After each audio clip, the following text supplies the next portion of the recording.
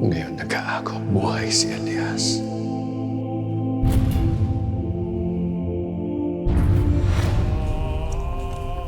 Pati ikaw, idinamay ng mga demonyong yun. Pagbabayaran nila ang ginawa nila sa inyo. Pagbabayarin ko silang lahat.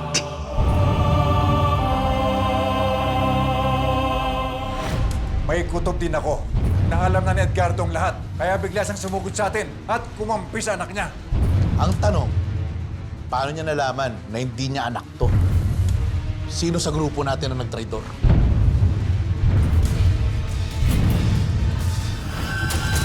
Namiss niyo ba ang maiinit na eksena?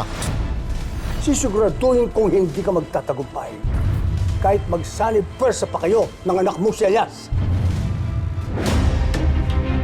Pwede pa kayong manood ng Black Rider. Ang sinasabi niyo ba hindi niyo kayang iligtas ang anak ko? Mamayang 9:40 p.m. sa GTV.